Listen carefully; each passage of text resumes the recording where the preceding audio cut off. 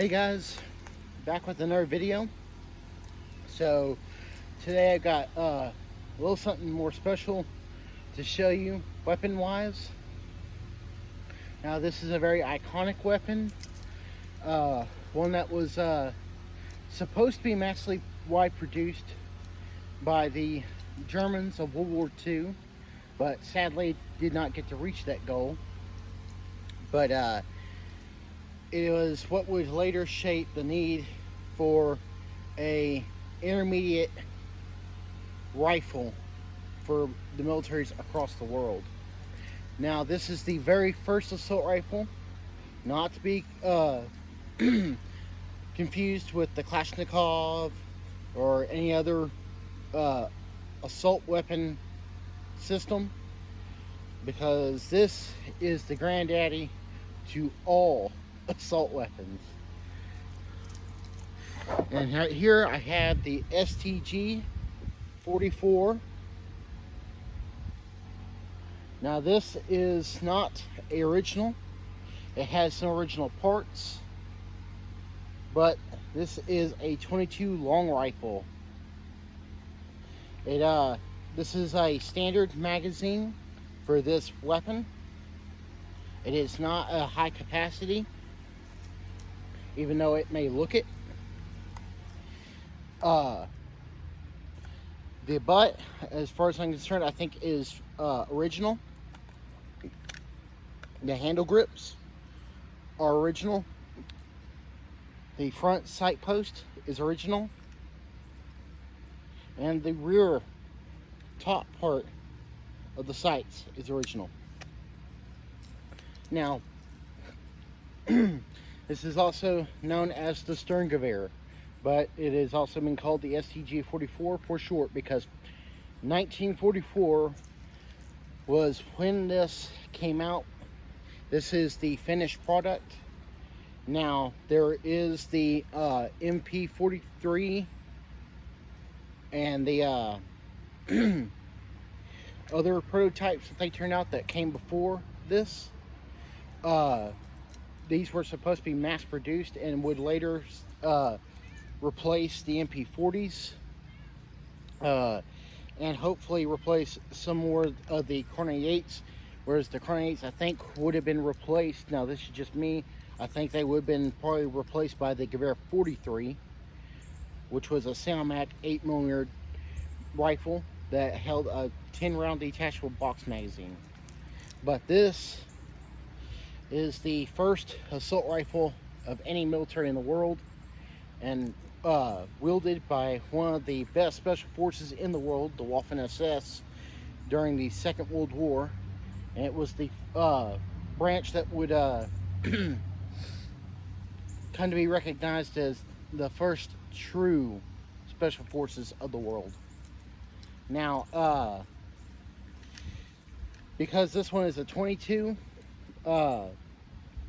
it is a lot cheaper than original, obviously, an original Sturmgewehr, as much as I would love to have one. I do believe that some of these were turned out in 7.62x39 by ATI. This is an ATI one, but I wouldn't swear to it, so don't hold me to that. This particular ATI model, as you can see, 22 long rifle is what it shoots. As you can tell, this thing is very heavy. It's heavy just like a real one, like an original. Kind of like an original that was unloaded. Now, the original Sturmgewehr cartridge on it was the 7.92 by 33mm Kurz round. Now, that was basically like an 8mm Mauser warhead that had been shortened and pressed into an assault weapon platform. Very effective, very deadly, and its maximum ranges back then were 3 to 400 meters. And that is in meters, not yards. Meters are longer than yards. But basically about the same distance shooting wise as your AK-47s. The AK-47 would take after a lot of things from this, though not everything, but a lot of things come from this to the AK. But before the AK was the SKS, which was 7.62x39 as well, which was like a precursor to the AK-47, just like the Tokarev rifle of World War II, the Russian Tokarev rifle, which is not an assault weapon like so many people try to say it is. An assault weapon, what makes it an assault rifle is a intermediate cartridge, not a full-size rifle round like the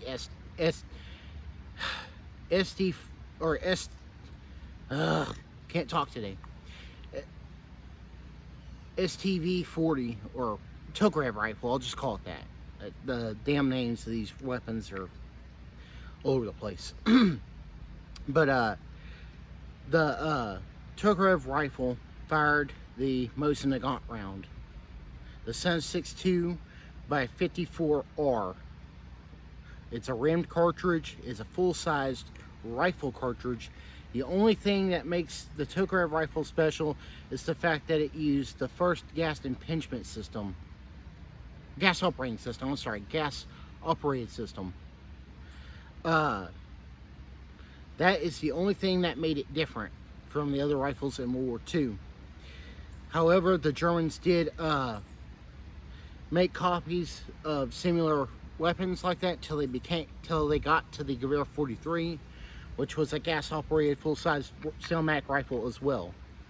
That was had the Tokarev rifle gas system put in it. So basically, the Germans improved the Russian Tokarev rifle when they made the Gewehr 43.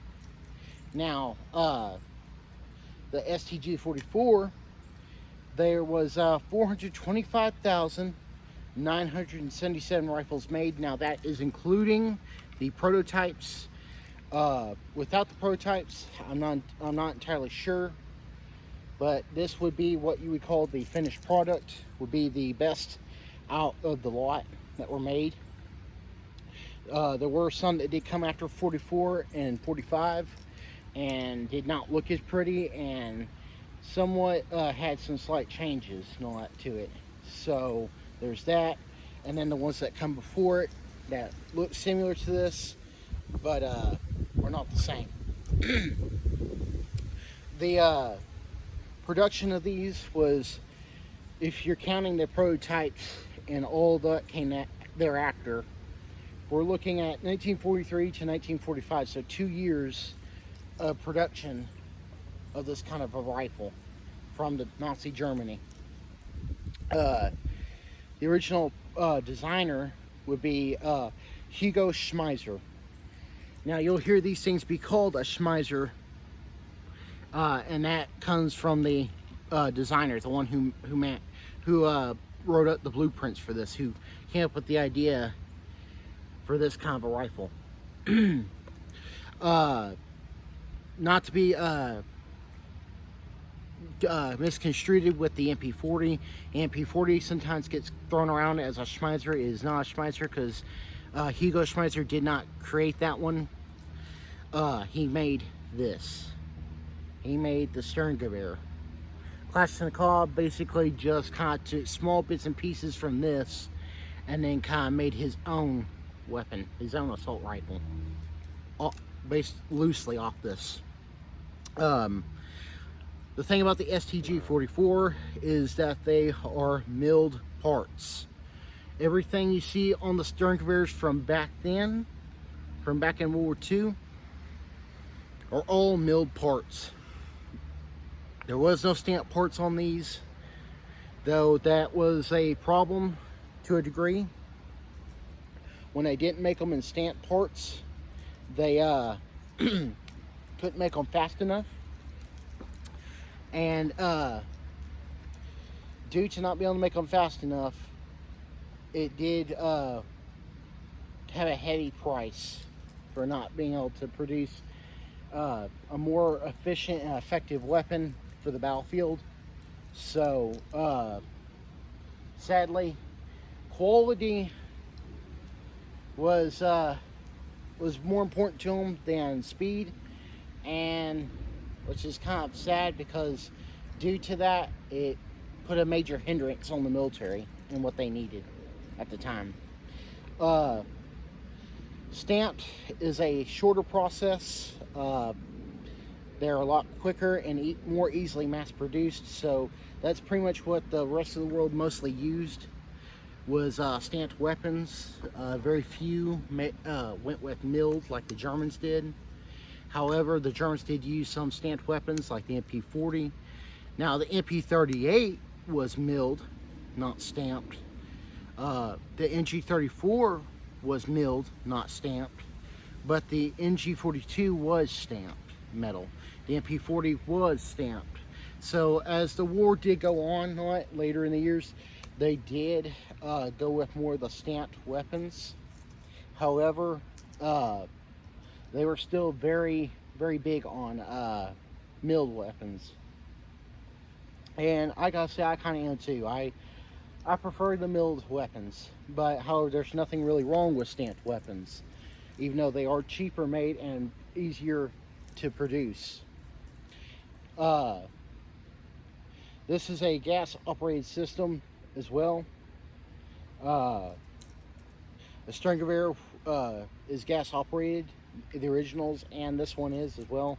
It's 22 long rifle, like I said, but the originals were in 7.92 by 33 millimeter Kurz round. Now, like I said, that was an 8mm warhead cut down short to be able to fit into something like this. Definitely a very good and badass rifle.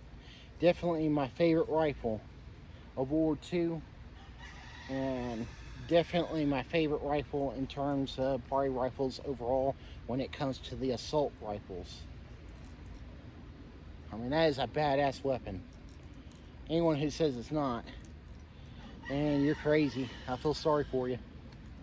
But this thing did have a holder in the back for putting like a bottle of oil, lubricant, wherever you need it in there, or maybe you want to carry an extra round or two in there.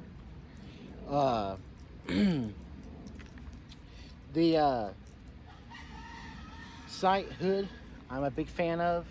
I believe heavily in those. I think they should be incorporated in more weapon systems than what do already use them.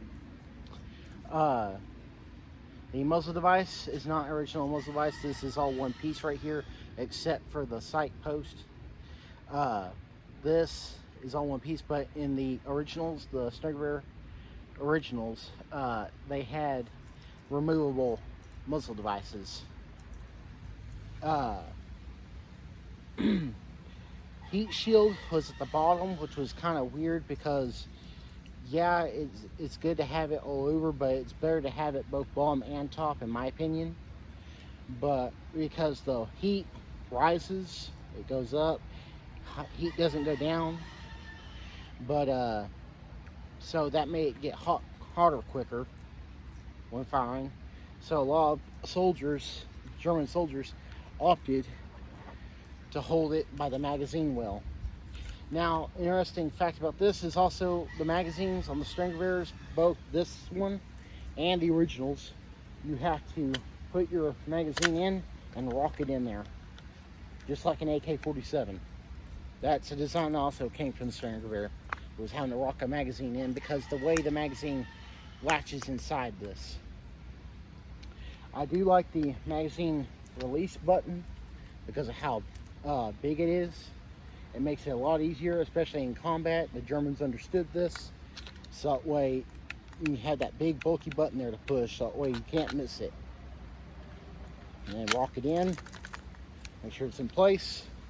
Wrap your charging handle. Dust cover comes back like an original does. That was another advancement that the Germans did well on. If you wanted to put your bolt in a safety latch, there was one there, just like the MP40. It has a bolt catch that you can slide up, and whenever you're ready to want to go into combat and you're ready to fire or whatever, because you had this down, so no one knows if it's got a chamber in it, a round in the chamber or not. It's just slap that down, let that ride forward, that rises up, and boom, boom, boom, boom, boom, boom. Whenever you're done, however, eject the magazine, check your gun, make sure it's unloaded, or if you're in combat, reload, put a new magazine in, make sure it's this thing would be locked back, the bolt would. As soon as you pop the new magazine in with the round, that would slide forward, and you boom, boom, boom, boom, go again.